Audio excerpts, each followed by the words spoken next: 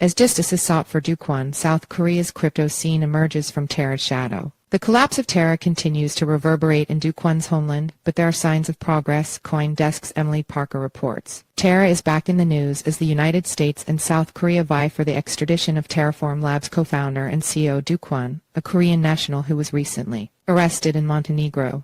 The Korean crypto community is likely more invested in the outcome, but some actually prefer that Kwon be sent to the U.S.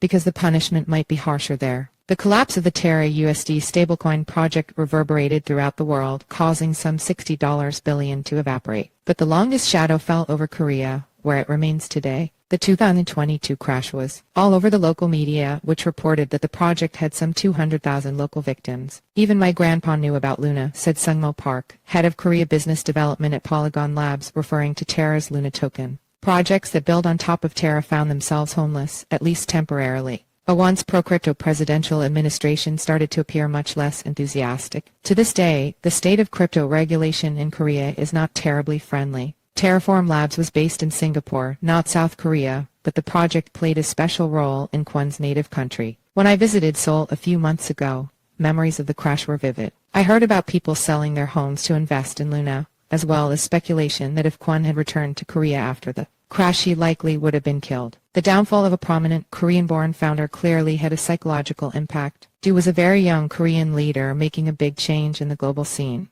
There was no software company in Korea that was making that kind of impact on the global level, said Jian Kim, CEO and co-founder of DSRV, which ran a Terra validator in Korea. He was a kind of North Star for Korean crypto founders. Koreans don't really think Koreans are capable of going global, said Lloyd Lee, founder and CEO of Hyperithm, a digital asset management firm that is based in both Seoul and Tokyo. There were two stars that actually broke that belief. One was the K-pop boy band BTS, the second was Do Kwon. Going sideways. When it comes to crypto, Korea is one of the most powerful markets in the world. The Korean won is the second most traded national currency for Bitcoin BTC after the US dollar, according to CoinHills. A report by Korea's Financial Intelligence Unit FIU in September said there were nearly 7 million registered crypto users in Korea. The digital asset industry market size was nearly 23 trillion won for the first half of 2022, or close to $18 billion at current exchange rates. It dropped to 19 trillion won in the second half of the year, according to a newer report. The Terra crash appears to have taken a toll on local crypto trading, though of course there were other factors as well. In the first half of 2022, the domestic virtual asset market showed a decrease of 58% in market capitalization compared to the second half of 2021, according to the FIU. The report attributed this drop to the economic toll of the Ukraine crisis, rising interest rates and decreasing liquidity, as well as the decline in trust in virtual assets due to the Terra Luna incident. Unfortunately, Terra's crash was not the end of the drama. According to CoinGecko, Korea was the hardest hit by FTX.com's collapse. Just this month, the Korean exchange GDAC was hacked for nearly $13 million. In December, major crypto exchanges delisted the controversial token WEMX, leading to a loss of nearly $300 million in market cap. None of this would be reassuring to regulators and businesses who already suspected that crypto was unsafe. The Terra crash, among other factors, seems to have had a political effect as well. In last year's presidential election, candidates adopted crypto-friendly positions in an apparent attempt to win over young voters. The winner, President Yoon Suk-yeol, pledged to restrict taxes for crypto gains and allow initial coin offerings. His win came with a flurry of media headlines suggesting a crypto-friendly administration, with the price of at least one Korean crypto project soaring on these high hopes. But Yoon assumed the presidency in May 2022, the very same month Terra collapsed. The new government can't just go pro-crypto when all this Terra Luna happened and people are losing their assets or money and companies are going bankrupt, and all these social problems are happening at the same time,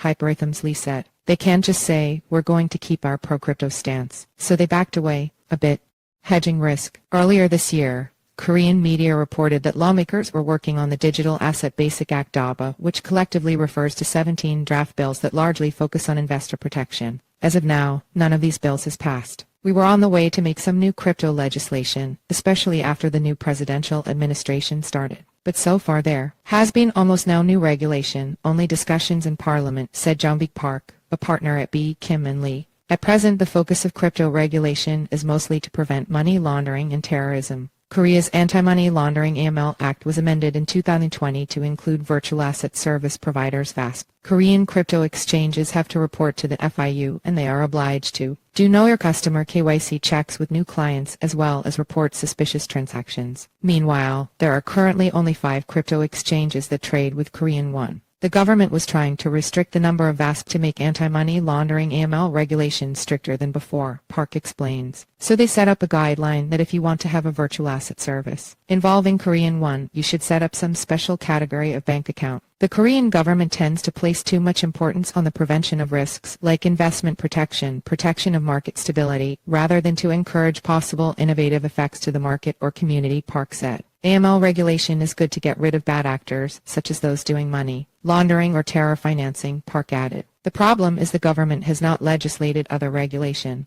The arrest of Do Kwon has helped bring crypto assets back into the regulatory spotlight, adding some urgency to a long-delayed process, CoinDesk Korea reported. One crypto-related bill could be voted on as soon as this month, and another could be considered next month. The bills address protection of user deposits as well as the prohibition of the use of undisclosed information, manipulation of market prices, and illegal transactions. Last year, the Terra scandal was still unresolved, followed by the FTX scandal. The pace of change in the digital asset market is very fast, so related bills should be carefully enacted according to the situation, Yoon Chang-hyun, a member of the National Assembly, told CoinDesk Korea in late March. The bill on digital asset trading currently pending in the National Assembly is expected to be passed within the second quarter of this year, Yoon said. The first step is to enact a transaction law, and the second step is to enact a basic law. There was one sign of progress in February when Korea issued guidance on security token offerings or STO. The Korean government didn't want to permit token-type securities in general, even though they had designated regulatory sandboxes for 4 STO projects. These guidelines are a big change, Park explained, but a more careful look at the guidelines shows they are not as progressive as they first look. The fact that the FSC announced STO guidelines is good news for crypto, but if you go into the details of that guideline, they have a restrictive attitude toward the extent of STOs. For instance, they essentially exclude public blockchains, Park said. Moving on. It's not uncommon for a country's crypto trajectory to be shaped, at least temporarily, by traumatic events. In Japan, the Mt. Gox and Coincheck exchange hacks spooked regulators and cast a multi-year chill over the domestic crypto community. But those same events also spurred Japan to devise some of the clearest crypto regulations in the world. The United States, meanwhile, is still reeling from the implosion of FTX, which dealt a very visible black eye to an industry that already had plenty of detractors in Washington.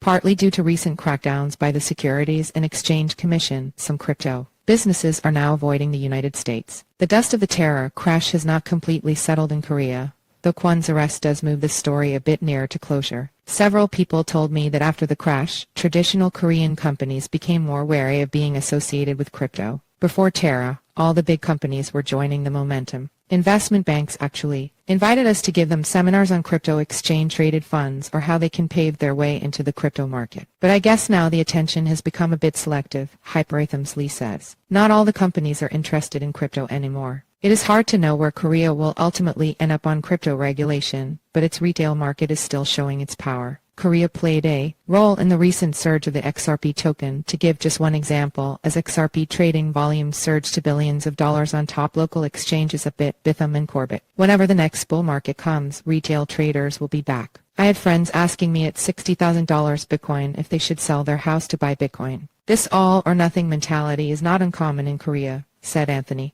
Yoon, managing partner at ROK Capital. Some previous members of the Terra community found other chains, and in the crypto industry, optimism remains strong. Right now the wave is gaming companies, said SungMo Park, and I think the next wave will be entertainment. We are good at gaming and entertainment, and we have all the conditions to succeed. In other words, key parts of the Korean market are already moving past Terra's demise. It may be some time before we see crypto-friendly regulation, if it happens at all. But Korean builders and traders are not all dwelling on the past. People tend to move on quickly to the next hype or the next incident in order to keep up with the fast-moving Korean trends, said Erica Kang, founder and CEO of Crypto Seoul, a community-building team in Korea.